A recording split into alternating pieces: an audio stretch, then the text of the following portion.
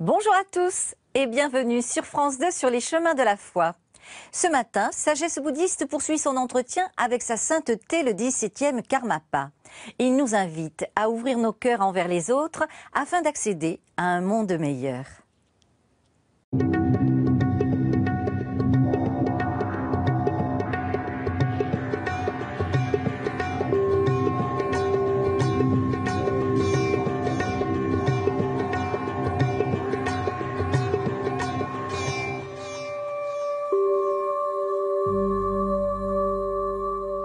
Bonjour à toutes, bonjour à tous et merci de nous retrouver ce dimanche matin sur le plateau de Sagesse bouddhiste pour la suite de notre rencontre exceptionnelle avec sa sainteté le 17e Karmapa lors de sa première visite en France. Nous avons pu découvrir avec lui la semaine dernière son parcours, son enfance et ses engagements. Je vous propose de poursuivre cet échange, notamment en ce qui concerne la manière dont nous pouvons, à notre niveau, développer l'amour et la compassion. Votre sainteté, bonjour. Nous sommes très honorés de vous recevoir aujourd'hui. Il y a quelque chose de très important pour vous, c'est les rencontres avec les jeunes. Vous aimez beaucoup discuter avec eux. Expliquez-nous pourquoi votre sainteté.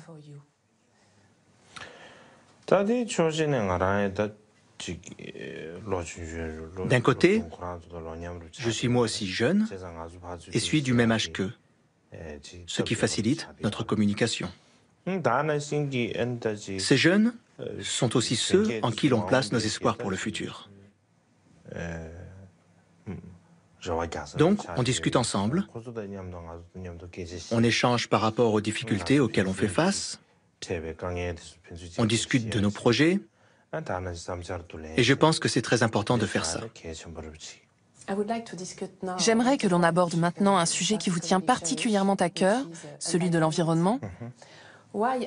Pour quelles raisons la cause animale et le végétarisme sont des questions qui vous touchent autant, votre sainteté? Quand j'étais jeune, dans ma région, à l'automne, on abattait les animaux.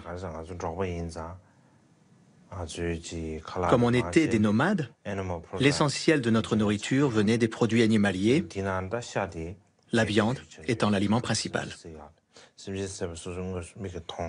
J'ai vu les animaux se faire tuer devant moi et c'était difficile à supporter. Je ressentais en moi de la compassion. Je pense que c'est quelque chose qui m'a beaucoup marqué. Ensuite, quand je suis devenu le Karmapa, j'ai continué à manger de la viande.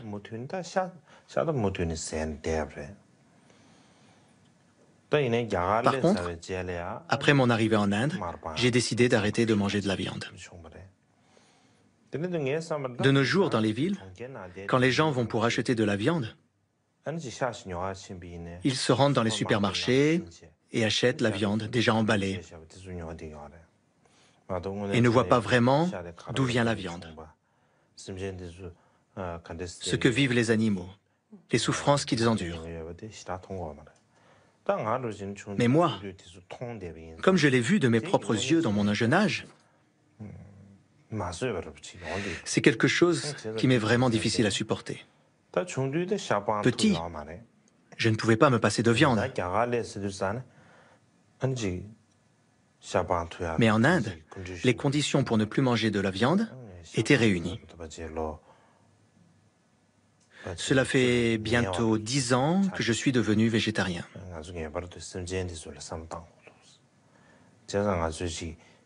Le plus important est que l'on pense à l'animal. Il faut au minimum diminuer sa consommation de viande.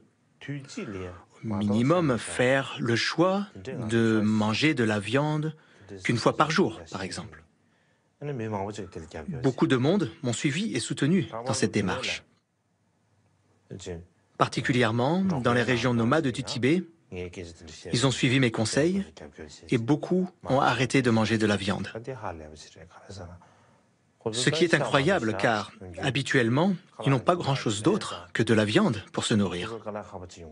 Et je pense que cela doit être dur pour eux. Leur courage et leur détermination m'impressionnent. Les sutras faisant référence au végétarisme sont ceux reliés au Mahayana. Pour ces raisons, c'est un peu le signe de notre compassion. Arrêter de manger de la viande, en quelque sorte, symbolise l'acte de compassion essentiel du bouddhisme. De nos jours, il y a d'autres raisons pour ne plus manger de viande, notamment des raisons concernant la protection de l'environnement. Vous avez décidé d'agir de manière très concrète. Vous avez d'ailleurs rédigé vous-même une charte concernant l'environnement. Pouvez-vous nous donner quelques exemples des différents points qu'elle aborde?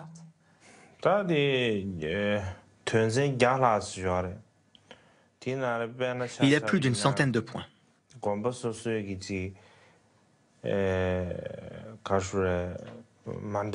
Par exemple, des actions à faire à l'intérieur du mandala de chaque monastère.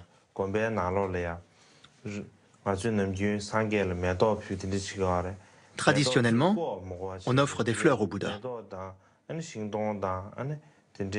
Ici, on demande à ne plus nécessairement cueillir les fleurs et planter des fleurs, des arbres et des légumes, et de faire ainsi de notre environnement un mandala. On a ce genre de nouvelles idées. Particulièrement que chaque monastère cultive leurs propres légumes et s'en nourrissent. Par exemple, l'an dernier, lors du tremblement de terre au Népal, dans un de ces monastères, ce monastère cultivait ses propres légumes et lors du tremblement de terre, alors que l'approvisionnement extérieur ne pouvait plus se faire, ils n'ont pas eu de problème dans ce monastère. Ils ont donc pu manger les légumes qu'ils avaient cultivés et aussi en faire profiter les populations alentours. C'est un exemple d'application directe de ces consignes. Un autre exemple est que lorsqu'un nouveau moine arrive dans un monastère, il plante un arbre. Il est un nouveau moine et il devra prendre soin de cet arbre. Voici quelques-uns de ces exemples. Donc pour vous, la nature est sacrée. Quand j'étais petit, chez nous, on considérait la nature comme étant sacrée.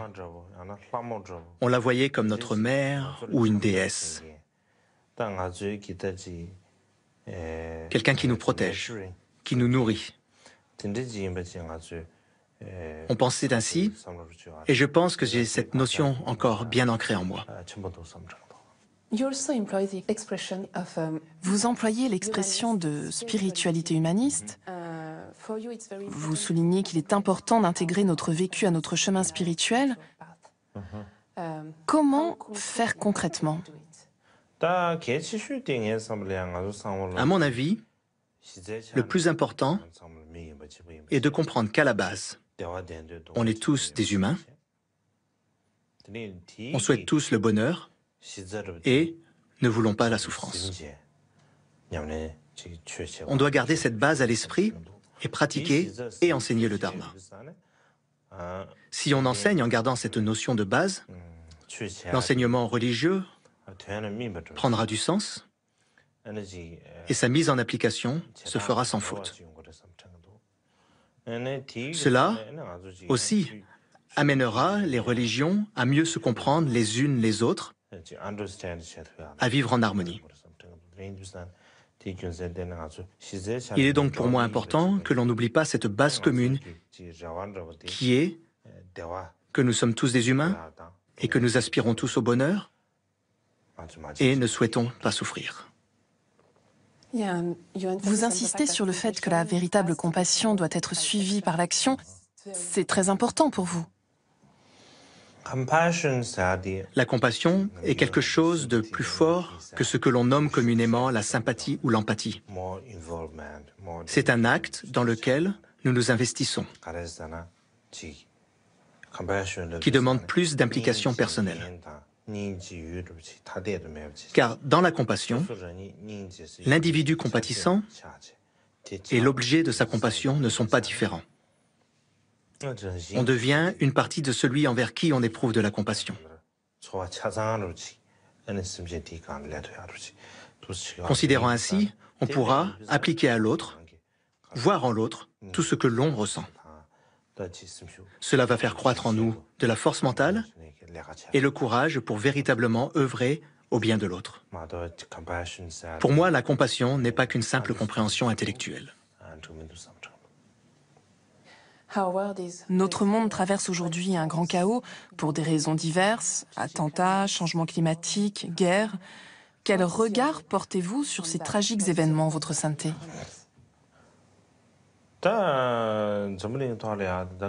Beaucoup des problèmes de notre planète sont créés par l'homme.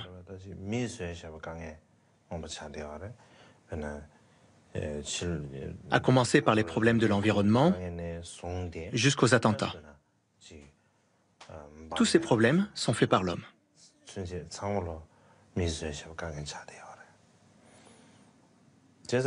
Pour cette raison, d'un côté, grâce au progrès technologique, nous avons un plus grand accès à l'information et nous avons donc vraiment toutes les conditions favorables pour une bonne compréhension. Cependant, nous n'arrivons pas à prendre conscience, car lorsque l'on a compris, on doit prendre nos responsabilités. Car même si l'on comprend, on n'arrive pas à se sentir responsable. Qu'est-ce que cela nous montre? Cela nous montre que la seule compréhension n'est pas utile.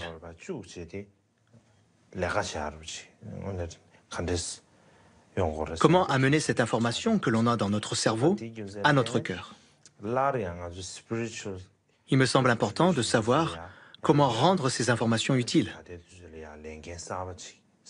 Et pour cette raison, cela donne une nouvelle responsabilité aux traditions spirituelles. À notre époque, ces traditions ont cette nouvelle charge parce qu'elles se doivent de nous expliquer comment transformer cette compréhension que l'on a dans notre cerveau pour l'amener dans notre cœur. C'est une responsabilité nouvelle pour ces traditions. Votre Sainteté, quelle est l'importance, selon vous, des rencontres interreligieuses et de quelle manière y participez-vous?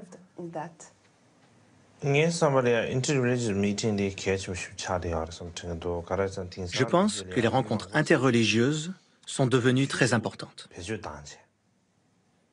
Parce que de nos jours, beaucoup de gens utilisent les religions.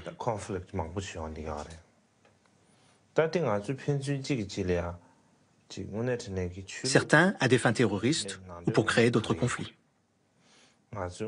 Mais il est devenu très important que nous comprenions mutuellement le sens véritable, le message véritable de nos religions.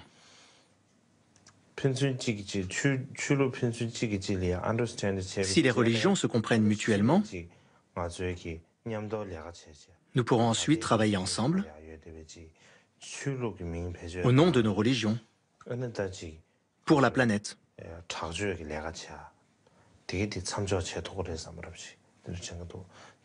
On pourra alors faire des projets et ainsi ensemble, pour le bien commun de notre monde, établir un dialogue et faire des conférences.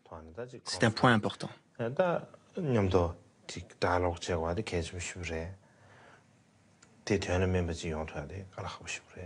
Je pense important aussi que les représentants religieux construisent entre eux des relations personnelles. Merci, Votre Sainteté. Thank you. Avant de nous quitter, voici 2 livres que nous vous proposons de Sa Sainteté le 17e Karmapa, avec tout d'abord Le cœur de l'homme est noble, publié aux Presses du Châtelet. Le Karmapa nous donne ici pour objectif la création d'un monde dont le principal atout serait la noblesse du cœur humain. Ainsi qu'aux éditions Claire Lumière, Cultiver la compassion, Sa Sainteté nous fait une démonstration éblouissante de ce que veut dire vivre et enseigner dans l'ouverture du cœur. C'est la fin de notre émission. Vous pouvez la revoir pendant toute une semaine sur le site internet de France 2 en consultant plus.fr. Merci pour votre fidélité. Je vous souhaite une très, très belle journée.